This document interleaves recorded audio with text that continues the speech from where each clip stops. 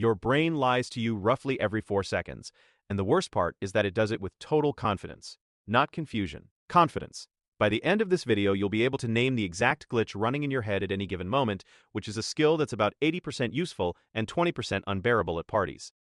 Psychologists have cataloged over 180 of these glitches. They're called cognitive biases, and they're not a sign that you're stupid.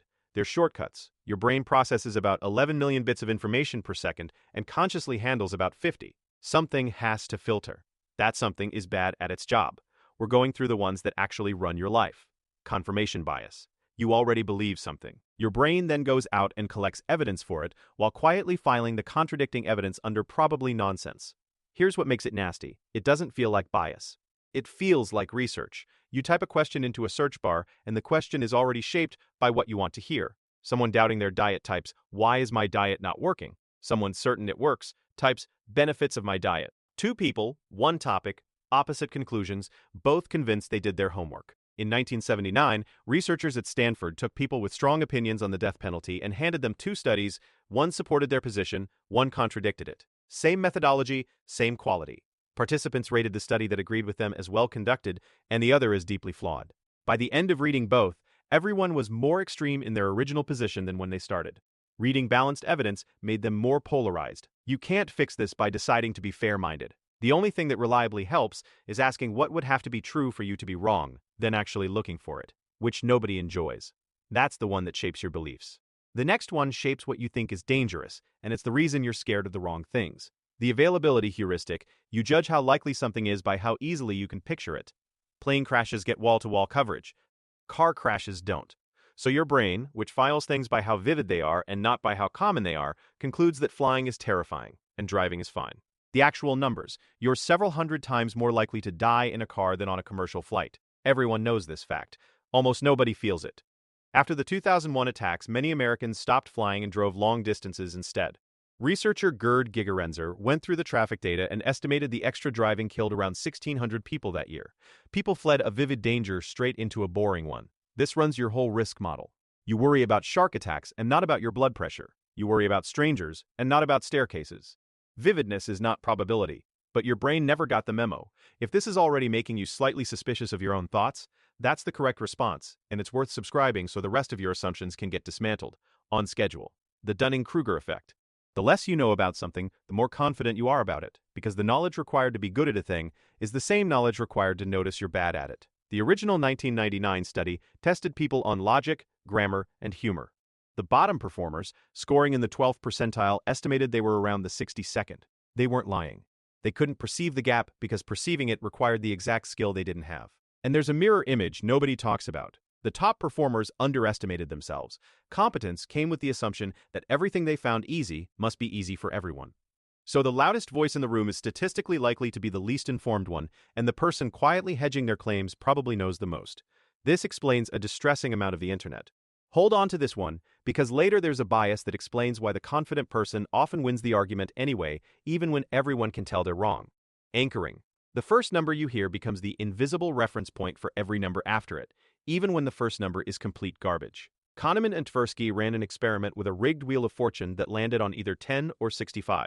They spun it in front of participants, then asked what percentage of United Nations countries were African. People who saw 10 guessed around 25%. People who saw 65 guessed around 45%. A spinning wheel, visibly random. It moved their answers by 20 points. This is why the original price is crossed out on the tag.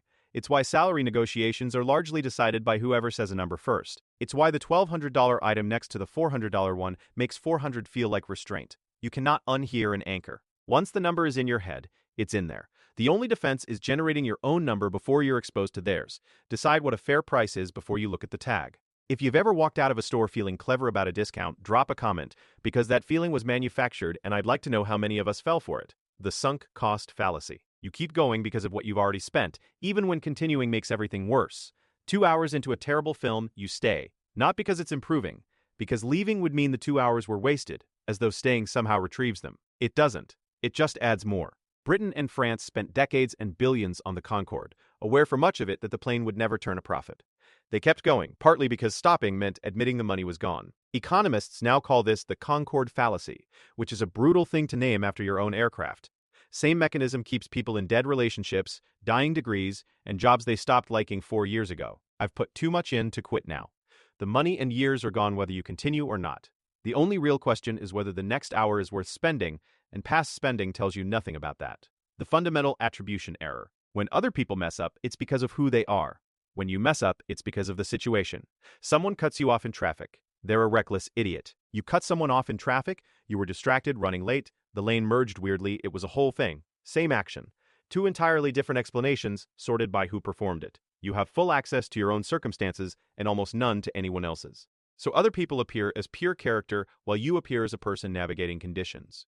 Your coworker is lazy, you're burnt out. Your friend is flaky, you're overwhelmed. The correction is unglamorous and it works. Assume the other person has a reason you can't see. You're right more often than you'd expect, and you're less annoyed either way. That's how you misjudge others. This next one is how you misjudge yourself, and it's the one running quietly underneath every argument you've ever lost. Hindsight bias. Once you know the outcome, you become convinced you saw it coming.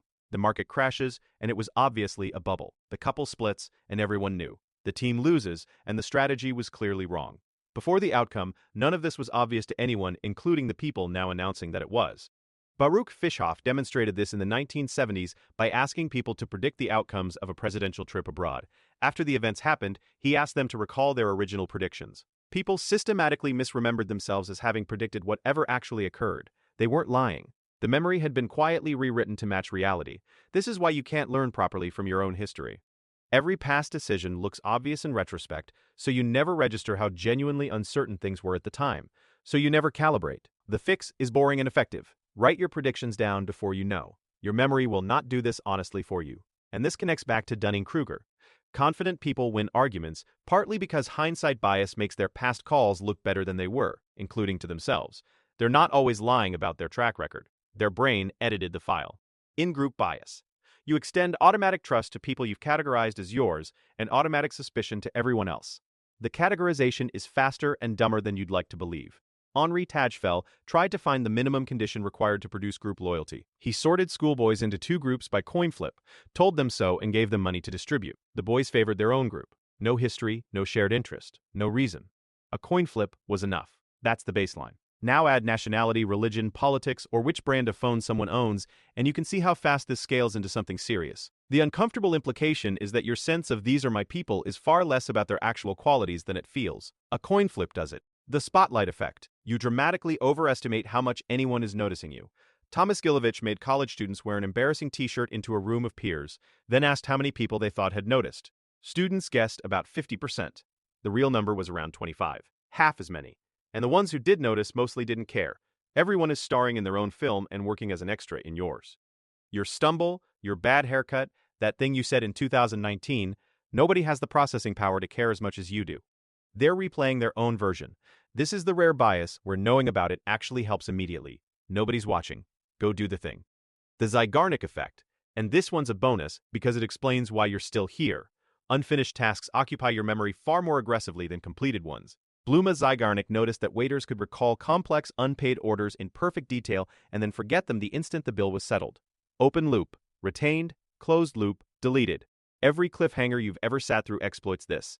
Every "we'll get to that in a moment" exploits this. I've used it 3 times in this video and it worked. Which is a slightly rude thing to admit, but there it is. So, your beliefs are filtered, your fears are miscalibrated, your confidence is inversely related to your knowledge, your judgments of other people are systematically unfair, and your memory rewrites itself to make you look prescient. 10 glitches, all running right now, all invisible from the inside. Here's the part that should genuinely bother you. Knowing about a bias doesn't switch it off. Every researcher who studied these things remains subject to them. Awareness doesn't grant immunity, it grants the ability to occasionally catch yourself mid-error, which is a much smaller prize than it sounds like, but is the only one on offer. So which one did you recognize? Not in someone else, in yourself. That's the harder question, and the answer is usually the one you skipped past quickly. If this rearranged something in your head, the next video takes one of these apart completely, why people who live alone develop patterns of thought the rest of us never encounter. Subscribe, and it'll find you.